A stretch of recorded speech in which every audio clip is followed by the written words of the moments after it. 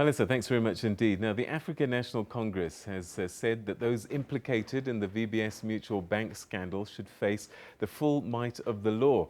The VBS Mutual Bank's operations will officially be wound up after the North Gauteng High Court ordered its final liquidation on Tuesday. The ANC is hopeful that some relief can be found for many depositors, which include pensioners and other citizens that are at risk of losing some of their savings. ANC officials were implicated in the forensic report titled The Great Bank Heist. And to talk to us a little bit more about this, I'm now joined by the ANC's Deputy Secretary General, Jessie Duarte. Thanks very much for joining us. Welcome to the program. Thank you very much, Peter. All right, so you must have been disappointed as a party that party members were involved in such a crime, I think. Well, let me just say that what was really startling was the fact that people knew that this bank was a bank at risk, but more importantly that municipalities were asked to invest monies in a bank that was a mutual bank, despite the fact that it is explicitly against the rules of the National Treasury, and that they had received notification that they were doing something wrong. But more painful is the fact that poor people who had their life savings from small businesses were then placed at risk. So we have asked that the party officials in Limpopo be recused from their positions, the two of them. We've also requested that out of the 5 municipal mayors, 2 had in fact complied with the National Treasury decision that they withdraw their money. The other 3 need to be removed from their positions. Our understanding now is that the Limpopo PEC and the government of Limpopo are in the process of doing that. But we've also discovered another one in the West Rand. As late as Monday, there was another municipality that came to our attention via the provincial chair of the ANC, and we've asked them to act speedily in regard to that as well. So we're not looking to have anyone hidden away, or whatever the fault line is, they must be taken to task.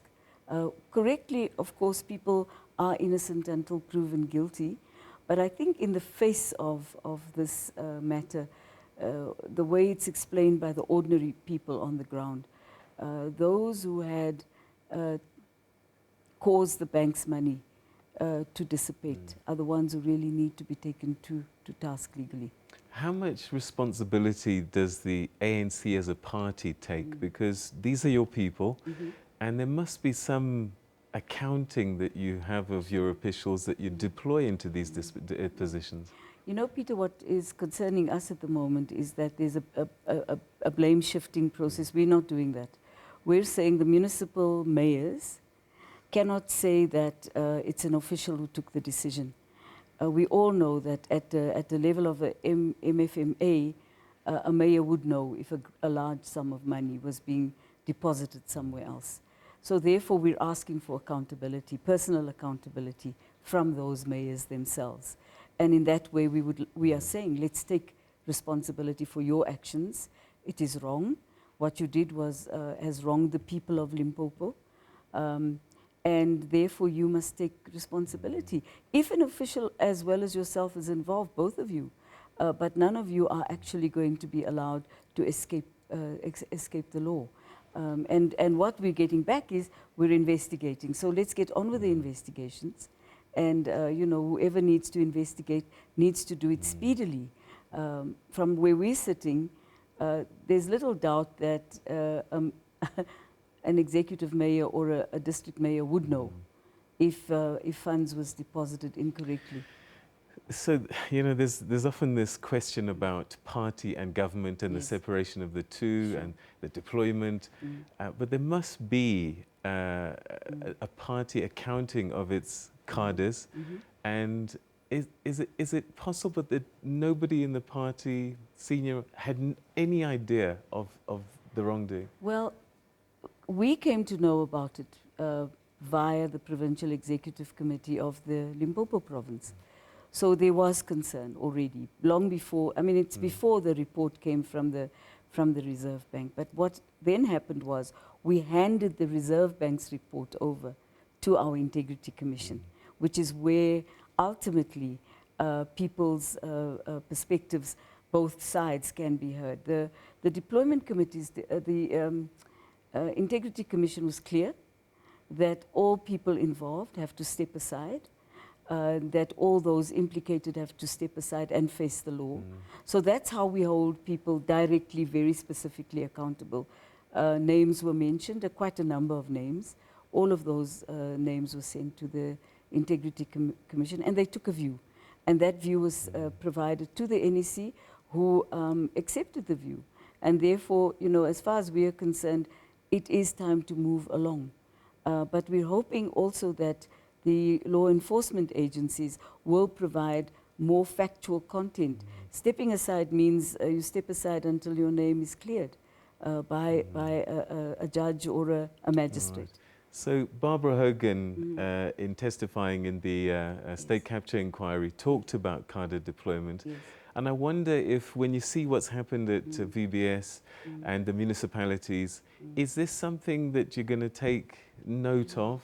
Yes. Some of the concerns that she raised, is it something that you're worried about, that perhaps not the best people are finding themselves in senior positions? You know, Peter, let me first of all say that it's important to put facts in the right perspective. Many people are blaming many other people. I only served in the deployment committee since 2012 under the leadership of the then Deputy President, Comrade Ramaphosa. And again, I serve now, but it hasn't been very effective. We've hardly ever met under Deputy President Mabuza. But there is concern because at a municipal level, the people who become mayors or MACO members are in fact councillors. And the MACO members, the mayor is appointed by the Provincial Executive Committee. In consultation, of course, they can decide who's the best person, but the person must have been a councillor first. Secondly, the mayoral committee is appointed by the mayor in consultation with the ANC leadership as a governing party. There is a concern that at many levels, people who are appointed at the beginning of their appointment are very good people.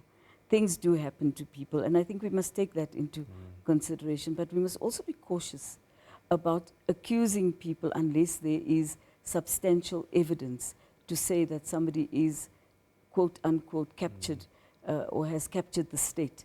I'm more concerned about false accusations and misleading accusations.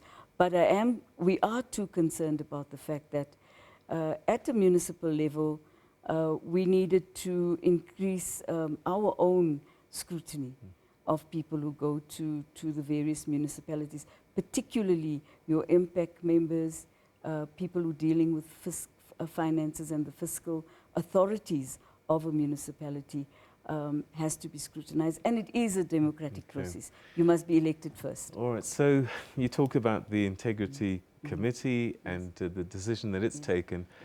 People are saying, look, the ANC is not consistent. You know, sometimes they act very quickly and they say this person must be taken out of position, and other times they don't. Malusi Gigaba, for example, the North Gauteng High Court decided in February that he had lied under oath. And it's taken until November for him to resign. Where was the National Integrity Committee in this particular incident? Well, I think there, Peter, in fairness to the ANC, the decision of the North Gauteng High Court was a matter relevant to a case brought against Malusi by a company. He appealed that matter. Now, what we thought was happening was we would get more clarity on this, but what's happened in the meantime is that the outcry about the lie factor has been so great that there's no point in anybody waiting any longer. And I think Malusi's decision to resign was the right decision. I see the media says he was pushed, but he took a decision on his own. You can't push a person to resign. I think in addition to that, there's a public and a persona that's developed around a person. Here's a young person, quite a brilliant young man, somebody says he's not that clever, or he's a liar, or he dresses too smartly, or whatever. They do not know the Malusi that we know, you know, from a very young age, has grown up in the ANC. So that is taken into account. We were hoping that more light would be thrown on exactly who gave a decision for an airport to be put into a national key point. And I need to say this to you. This matter did come to our attention. In a couple of years ago, I discussed it with Gwedemantash.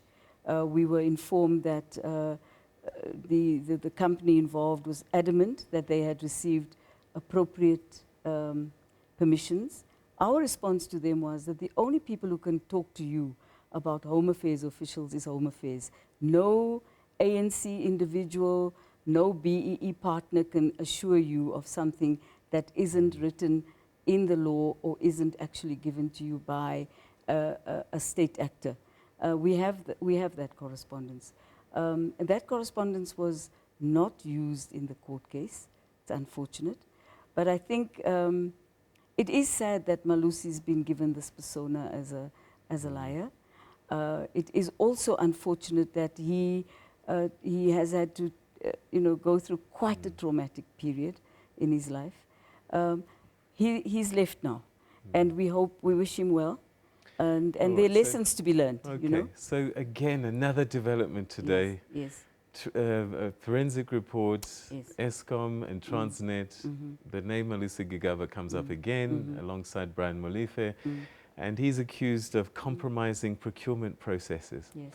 So whilst he may have left government, he may have left parliament, he's still a high-ranking ANC official. So the question I have for you is, if he's not good enough or is not worthy to be in parliament or in government, are you saying that the standards are set lower for the party? No, Peter, they're not set lower for the party. And obviously, an accusation is not always a truth. But what we will do is, obviously, we've only heard about this National Treasury report about an hour ago, like you. Of course, that will also go to the National Integrity Commission. Have a look at this. Malusi will be called, given an opportunity to put his side of the facts, if there are facts that he knows about. But if he's found to have done anything wrong, then he too will have to, we will have to make a decision about whether he steps aside as a member of the NEC. He does feel a little bit that he's being targeted. And that makes it a little difficult, because people do have rights in this country. And very often when people are targeted, we forget that they also have rights to say, but hey, wait a minute, may I please speak for myself too, before you ultimately find me guilty as you are doing now. And I think that the Integrity Committee provides the opportunity for an ANC cadre to be given the space to say, I am really in the wrong here. And go Final from question. Are you feeling targeted in any way? You've been named as well in this Fakey Mentor story. I've been named by Fakey Mentor, and I must say that I have great empathy for Fakey Mentor. We were together in detention. And she said that she met me about the Guptas, and I do know that that isn't the truth. But I leave it there because I am going to the commission. Secondly, Ms. Hogan says that I am involved in state capture, and I've asked through my lawyer for the commission to ask her for facts, because she refers to a deployment committee. She left in 2010. I wasn't in the deployment committee in 2010. I was the head of communications, and I was heading elections. I had no time for anything else, to be quite honest with you. And yes, I do know the Gupta family. I have met them. I was very keen on supporting the New Age and the ANN7. I wanted to see diversity in the media in our country. Does that make me guilty? And does that mean that I initially started out as somebody who wanted to capture the state? Or did I simply want to see media diversity? And corruption is something which is a very vague term in our country at the moment. And really, honestly, Ms. Hogan must explain how it is that I've gained in any way, personally. and I hope she will do so. I also feel for her. I think it must be very traumatic to be fired as a minister. And I'm sure she felt for years that she needed to tell her story, and I'm happy that she has. But I think it doesn't give her the license to tell a story about other people whom she says were in a place where they weren't. All right. Deputy Secretary General Jessie Duarte, thanks very much indeed for joining us and sharing your thoughts with us this day. Thank you. All right. Okay, that's where we're going to leave this interview for the time being.